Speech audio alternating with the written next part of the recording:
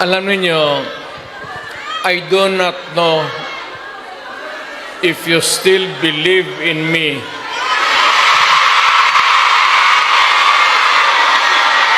Pero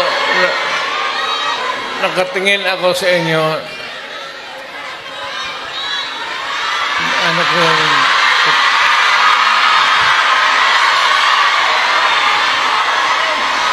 na dapat magkita-kita tayo doon sa ating bayan.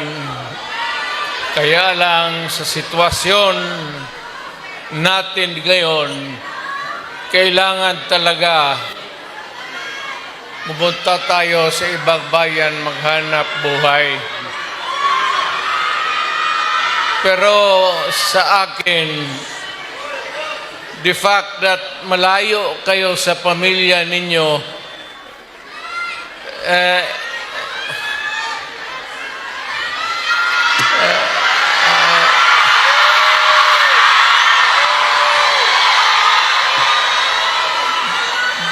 dama ko yung lungkot at alam ko yan. Kasi ganoon rin ako noon. Almost 3 years sa labas ako nagtatrabaho. Well, nagtitraining para pag sa connection ko sa pagka-abogado. Kaya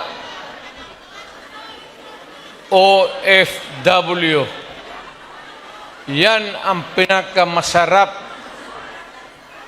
na magkikinig ako.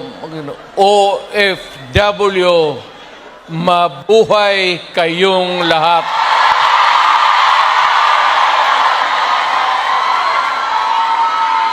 At ang mundo dapat magpasalamat na merong mga Pilipino na magpunta dito sa kanila, sa ibang bayan, para magtrabaho para sa kanila at para sa atin, makaipon ng pera para sa pamilya natin. Kasi, well, you know, it would take about 7 to 10 years bago mawala itong sitwasyon natin na ganito. But in the meantime, that we are not really ready economically to provide opportunities na trabaho para sa lahat, then I said, napipilitan tayo dito maghanap ng trabaho para sa ating mga pamilya. Kaya ako ngayon dito, this is not the first time that I have kaharap ko kayo. Tanggapin na lang natin kung ano ang nasa palad natin at magdasal tayo na yung pagod ninyo ngayon dito ang makinabang ang mga pamilya ninyo at ang mga anak ninyo. Mabuhay kayong OFW. Kaya yung lahat ng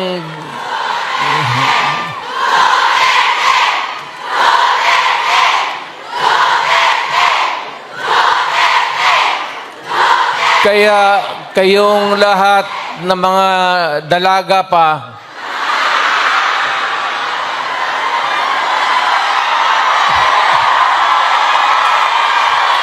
ilan ba kayo?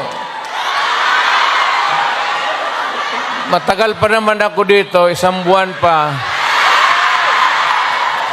Pakasalan ko kayong lahat para lumigaya kayo. at magkaroon ako ng maraming pera.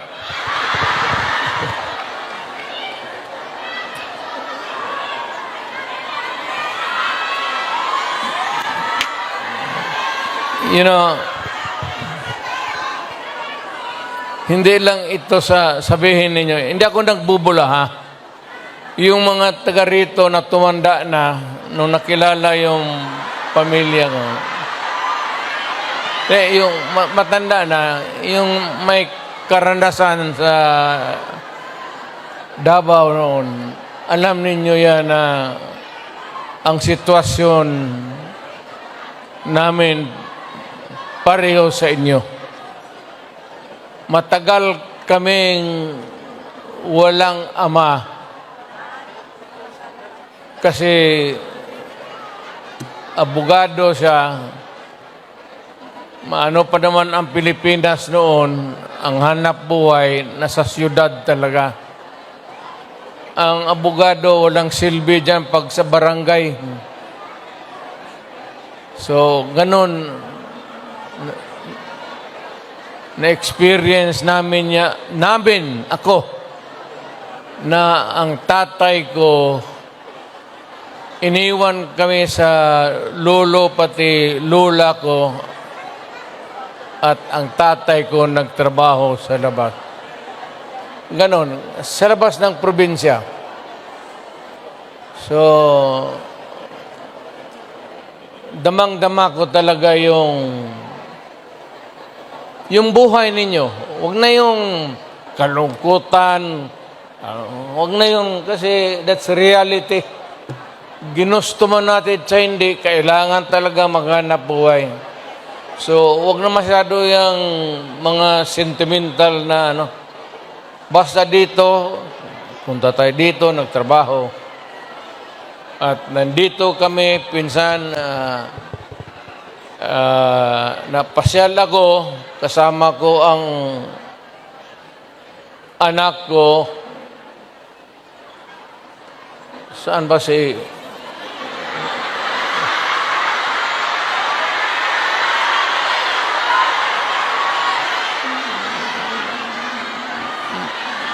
May anak ba ako dito sa labas sa inyo?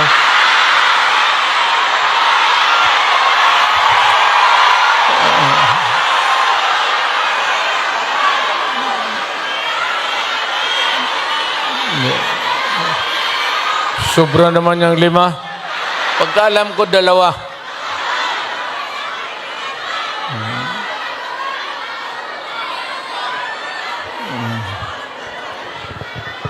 Saan ba pamilya ko?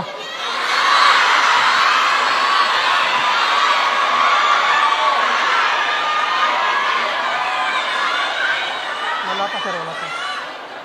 Wala pa. Si Inday na nakausap, okay na. Ang importante dyan si Inday kasi Inday yung politiko eh. So, mabutit naman. So, ano ang pag-usapan natin? May pera kayo ibigay? Basket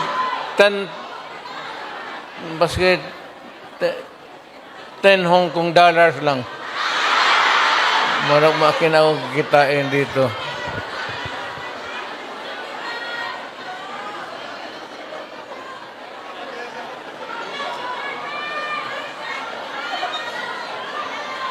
Sunod punta ko dito, magministro na ako. Kasi pagtapos ng usapan natin, give, kaya lahat. Well, ang problema natin sa Pilipinas ngayon, hindi na kasing bigat noon. You know, you'll have to be patient with government. It is not at all times maganda. Minsan, ang gobyerno may kapalpakan. Ang akin lang, well, of course, kasi from the outside na ako, na makikita ako na yung ganito, yung seldom na tinitignan ng tao, ng Kongreso, na masilip lang man kayo kung ano ang kailangan, not only dito sa Hong Kong, but all over the world, Filipinos who work there because they have to. So, ang akin, nagpapasalamat ako, ang una-una, yung tulong ninyo sa economy ng bayan. At second, yung social order. Yung problema na yung mga anak natin makapag-aral ng husto. Kaya naman ako nakita ninyo na patong-patong ang kaso ko. Sa totoo lang, baka ang balita ko, may warrant daw ako pag... Hindi, totoo. Yung sa ICC or something. Matagal na akong hinahabol ng mga putang ina.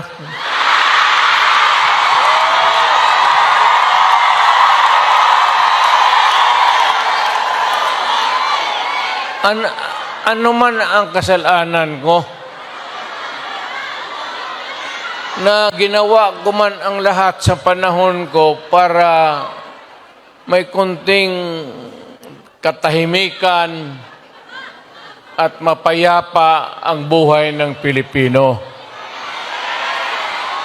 Ang problema nito, ewan ko kung ang tingin ng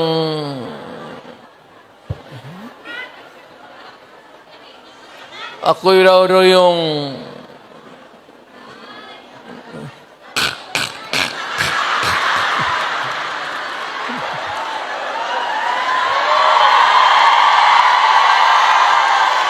o ganito na lang. Ito ganito na lang. O sabi ko, assuming na totoo, totoo talaga yung naririnig ninyo. Bakit ko ginawa yan? Para sa sarili ko? Para sa pamilya ko? Para sa inyo at ang inyong mga anak sa ating bayan. Kaya ako man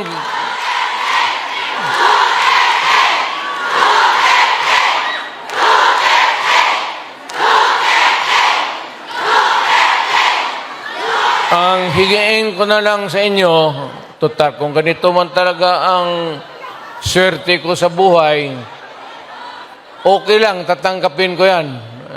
Wala tayong magawa hulihin tayo kung ikulong tayo. Kaya lang, meantime, mag-contribute kayo, baski $5, $10, para paglabas ko sa presuhan, pagawaan ninyo akong monumento katabi ni Rizal. Si Rizal may hawak na libro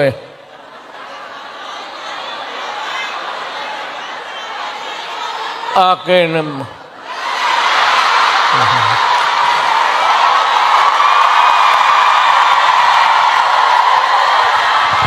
Kaya bakit?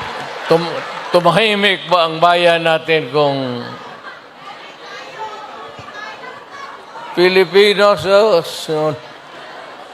hold up dito, hold up. Wala nang ginawa kung ini. Tayong mga ayaw ng gulo, napipilitan tayo to confront evil because nandyan sa harap natin. Sino ba naman gustong pumatay?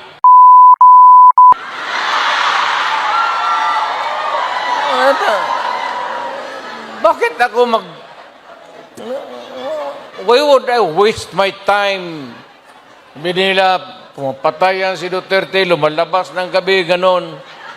And so, sino ba naman gusto maging security guard? Na ang kinuha ko, law.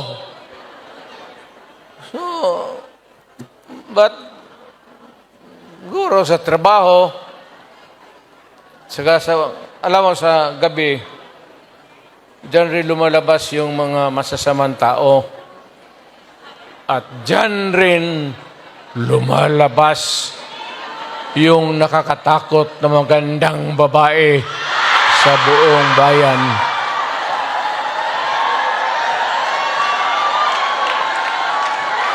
Sino bang nakita ninyong maganda sa araw? Nakita?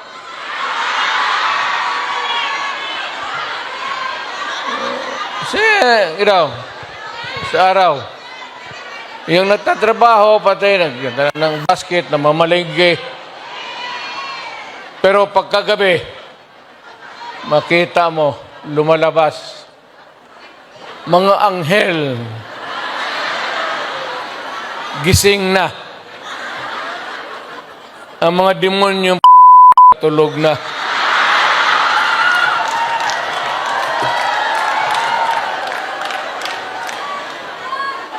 Hindi. Ano na lang tayo? Seriously now. No, our country is not yet that well off.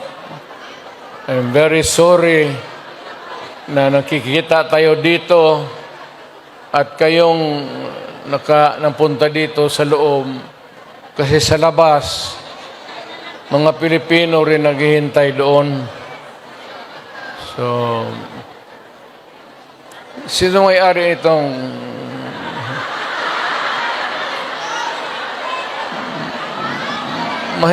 mahinang klase? Siguro contribute lang tayo. Gawa natin third floor for exclusive use.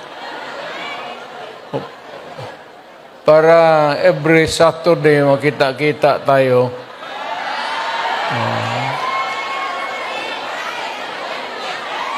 Naman. Maraming mag-uwi dyan, buntis na. Yung mga dalaga.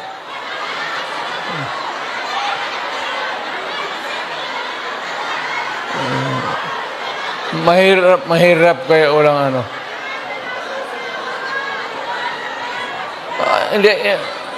hindi ako mag-survive ng buhay na walang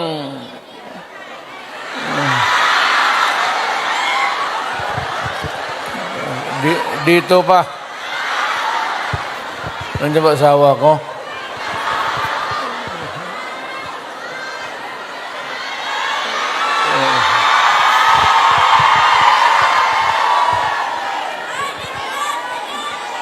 Well, you know, ganito yan. We were not really ordered, but maybe it was a form of an order. But ang dumating sa atin ay request from the Hong Kong authorities that we avoid talking about politics. Ako wala naman akong no plans to talk about politics. It's too early. I will talk about it sa Pilipinas. Doon na lang kayo makinig. I'm not trying to na kayo you vote for I leave it up to you to decide for your own kung ano talaga ang mabuti para sa bayan. Pero kung kayo, if you have to listen to some advice, maybe you can consider the advice ng former president. An advice that is only good for the country. I am not talking about any candidate, but the interest of the Philippines. So, but mayroon akong mga kaibigan na nandito. Grupo kami dumating. I happen to promise my... Saan nga yung... Wala pang asawa ko.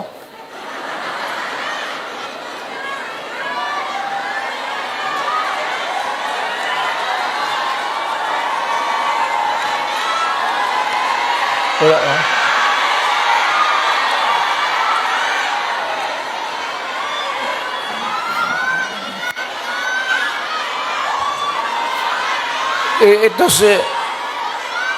Ito si Hanelet kasi ang asawa ko overseas worker niya. Yung asawa ko ngayon, yung una kong asawa, wag na yon. Kay nanay ni Inda yun, medyo problema tayo. Alam mo yung nanay ba ni Inday? Tisayan. Tapos nakita ko yan sa aeroplano, stewardess eh. So, pag hinanap ko kung saan yung bahay. Doon sa Monteverde, doon sa Davao, pasok ako sa mga bahay-bahay doon, nakita ko ang gaga. Nagalaba. Sabi ko, ba't maganda ito ah. Tapos sa hagdanan ako sa kabilang, sabi ko, Miss, labandera ka?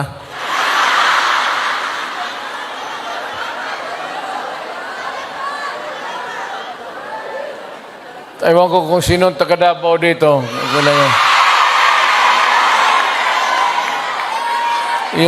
Yung hagdanan nila may nung nahalata ng nanay si Puring, mother-in-law ko, inilipat yung aso doon sa hagdanan. Tang-ina, hindi ako makaakyat. Kaya hiningi mo eh. Ano lang yan yung anong tawag yan? Pukpok sa Bisaya.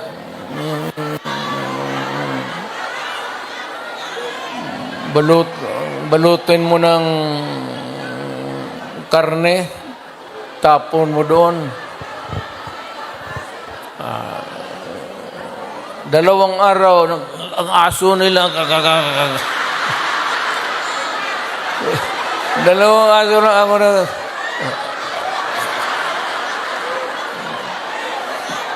tang-ina mo, nung namatay, kasi yung nanay ni Elizabeth may pwesto sa bangkiruhan, mga damit. Kaya, yun. Ito naman si Elizabeth, mahaba ng istorya. Pero basta tinanan ko. Dinala ko sa Digos kasi nung na high school ako, nag-abot ako ng Digos. 7 years ako sa high school eh. May graduate school na doon. Umabot talaga ako ng Digos, putang ina. Doon na ako nag-graduate. Sa bagay, sa totoo lang ha, hindi ako nangyayabang. Nothing to be proud of. Nothing to... Alam ba ninyo, ang presidente ninyo, 7 years high school. taga Davao, mayroon alam mo, kung ka alam. Tignan mo ako, sinong mahusay sa lahat? Kasi nag-aral ako ng matagal sa high school talaga. Tinapos ko ng 7 years para ma-master ko yung buhay.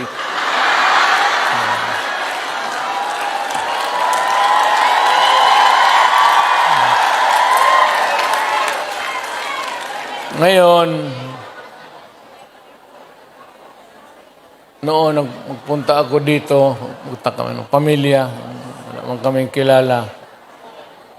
Ngayon, magpasok ako sa harap ninyo, mayabang na.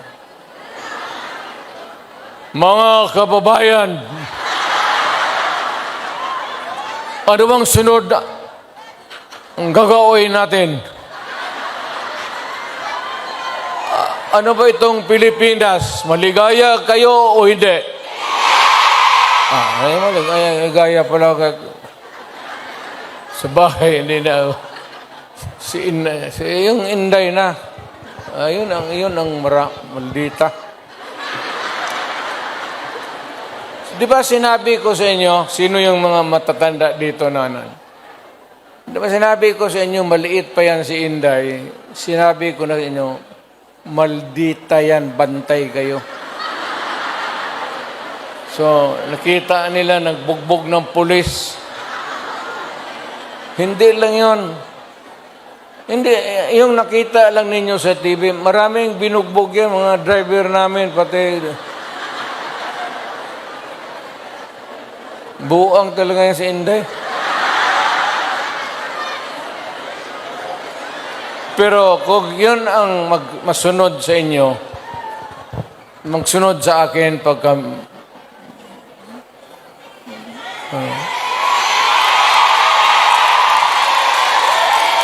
maswerte kayo kung yan ang magsunod sa akin.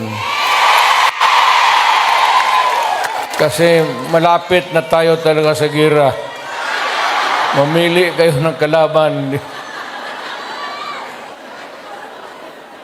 Hindi, mano yan si Inday. Bright, smart, pero mainit ang ulo.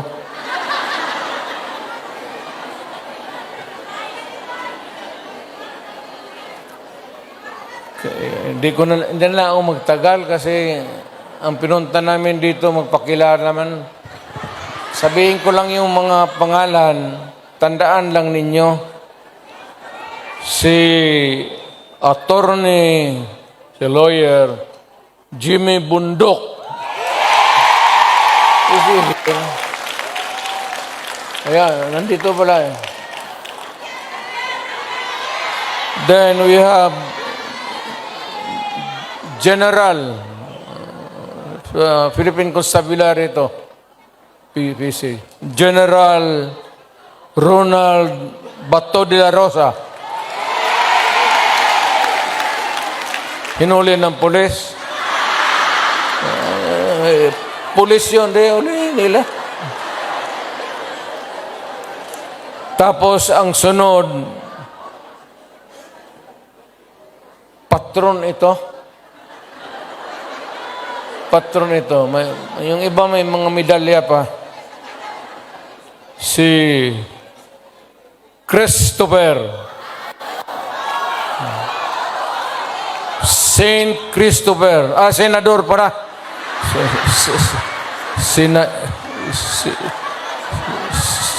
Senador Christopher. Lawrence Bongo.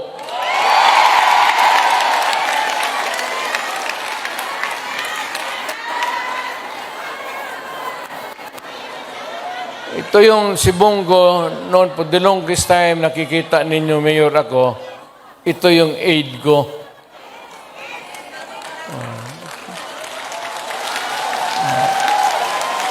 My first aide was a military man.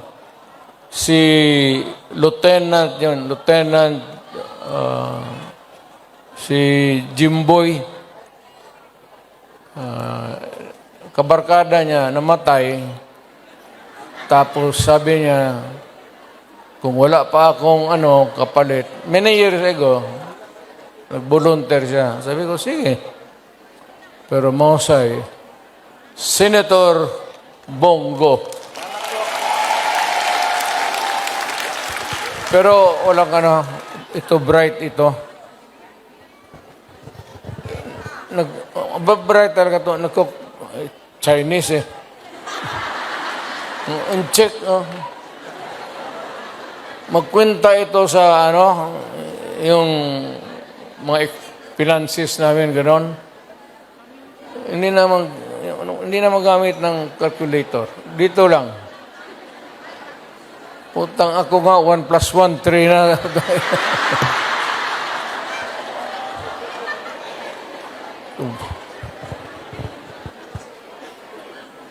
Tapos may isa to. Te, may ari ang mga ilunggo, re? Te, damo. Si Attorney J.V. Hinlo, Western Visayas. Well, actually, ang Western Visayas, walang representation. Wala talaga. So, baka you might think it over at magbigyan mo. Then we have Attorney Raul Lambino. Pangasinan ka, sir, no? Ilocano to. Sino Ilocano dito? Okay nam.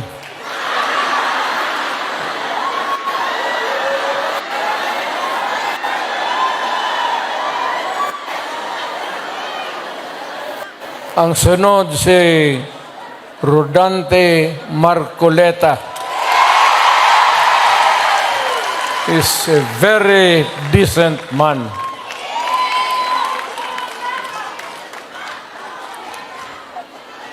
Sinong iglesia dito?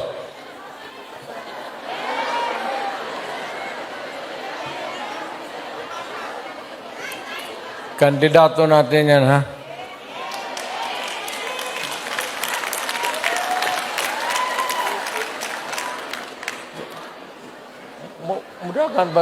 Mudahan si pastor.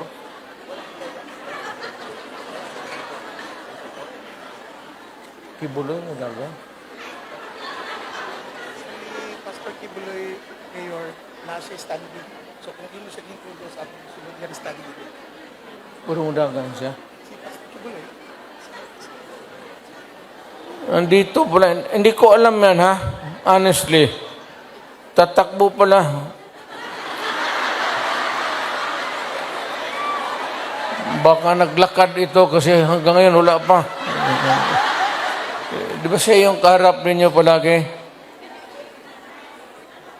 Pastor Apollo Kibuloy.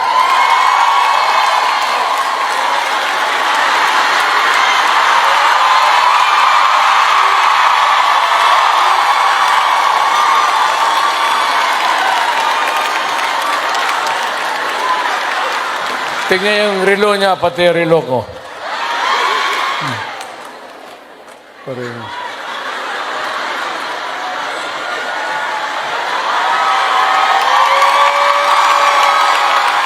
At least si pastor, pag humawak siya sa dibdib niya, kaharap kayo, yung pag-ibig niya yan para sa lahat. Kami naman, kung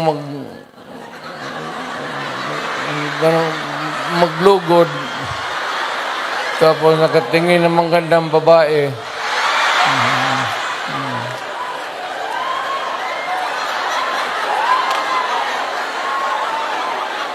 Gano'n. Pero yung mga gano'n na I am proud to meet you, mga gano'n na style. Pero yung mga gano'n, tapos huwag yan.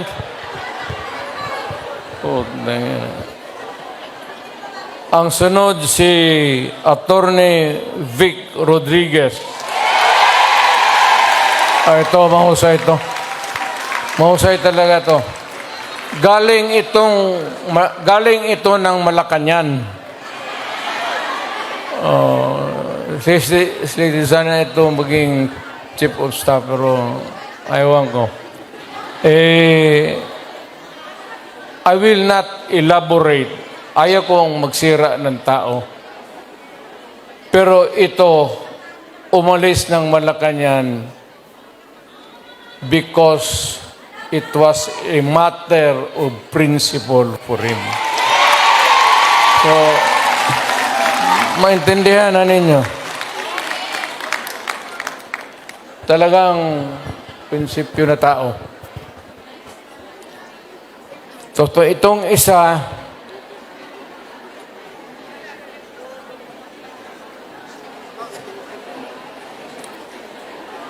gusto magdagdag ito ng babae sa buhay niya.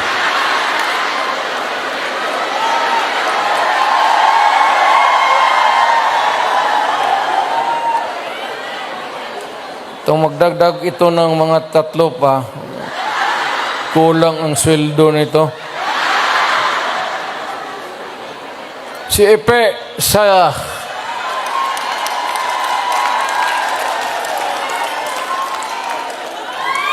yan. Oh, kita mo?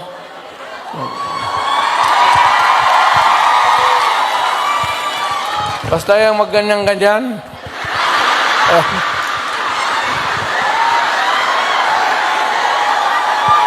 Style bulok. Oh.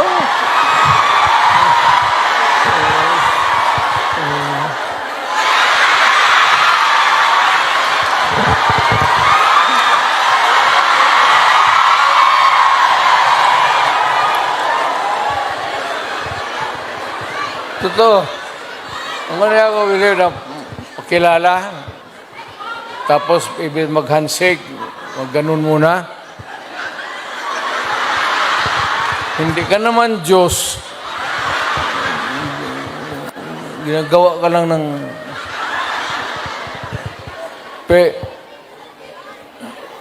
Ibahin mo... Ibahin mo na yung style mo. Bulok na yan.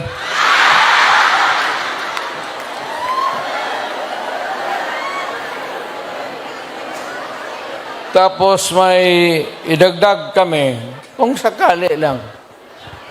Total makatulong ito. Ibig sabihin, kung sumubra kami sa numero 8, taga Davao kasi ito. At hindi naman namin mapigilan kung tumakbo. Nandito, hindi ko naman hiyain. So, isasali ko na lang rin baka. Doktor ito. Pero, ang balita ko, mga 8 na pasyente niya namatay na.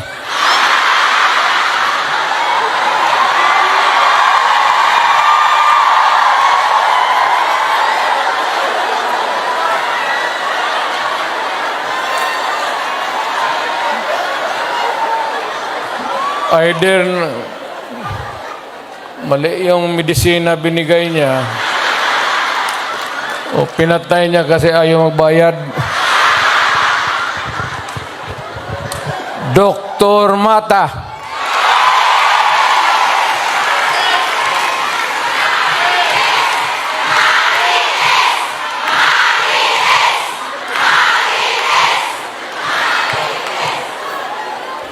Kumpiyansa kayo niya. Sa totoo lang, sa lahat na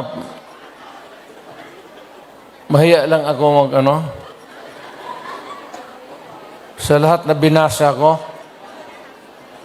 at least 2 lang ang 3 ang medyo matino dito.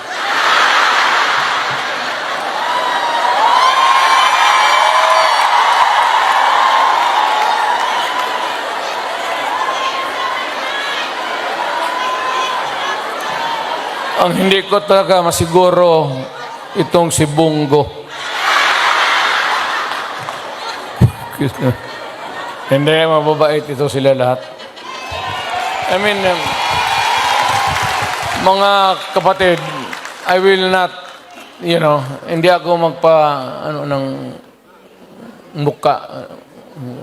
Time na.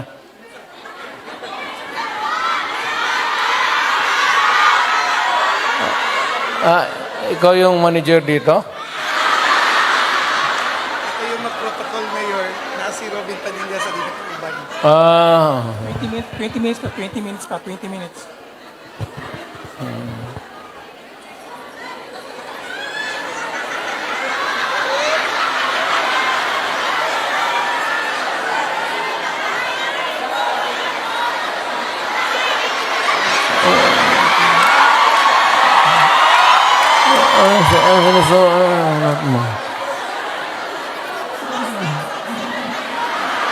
Buntis ka?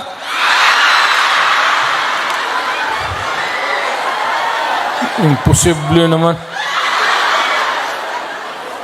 Surat mo uli.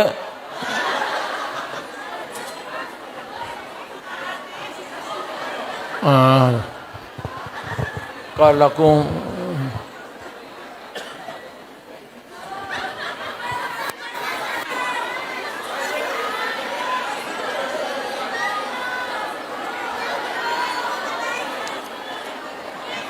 tayo talaga itong babae. Kaya ka litsi-litsi yung buhay ko. Paski ng presidente. Dahil sa babae. Kasi maraming bisita dyan sa Malacanang noon. Tapos may makita ako babae na maganda. Unahin mo yon. Bakit magreklamo mo? Pinabuntisan ako ng gwardya mo sa...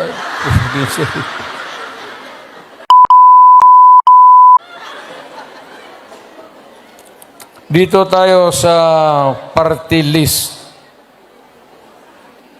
Si Harold Duterte. Alam mo, I have not... Hindi ko na nakilala itong...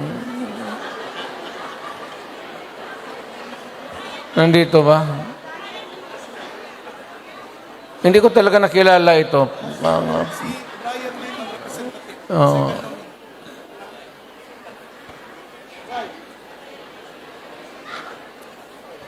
Ang nandito si second nominee, si Brian Lim. So, may dalawang injector dito. Go pati Lim. Dito na lang kayo magtakbo sa Hong Kong. Sige.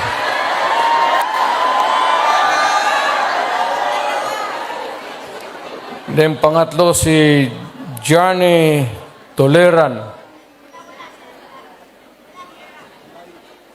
Walang sinabi, walang binatbat, o wala?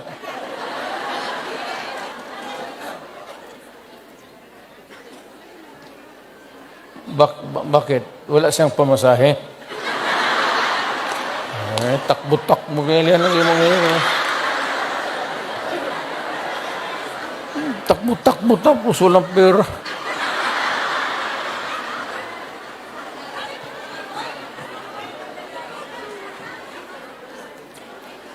Ano pa ba? Ano pa ba ang... seriously now, ano pa ba ang dapat ninyong malaman? Well, one is that we're trying really to improve the governance of the country to help. Lalo na kayo who are here working, sending the remittances, the money to make your family stronger. I would encourage you to, number one, pray to God that you will persevere. Hindi naman tiis, pero yung mag-persevere ka sa trabaho ninyo. Kasi pag ako, kung hindi na mayor, mag-apply na rin ako dito sa Hong Kong. Hindi man ako maghiya magtrabaho ng bagahe, kaya wala mang kilala sa akin. Just pray to God and rest assured that we are doing everything we can to really improve our country.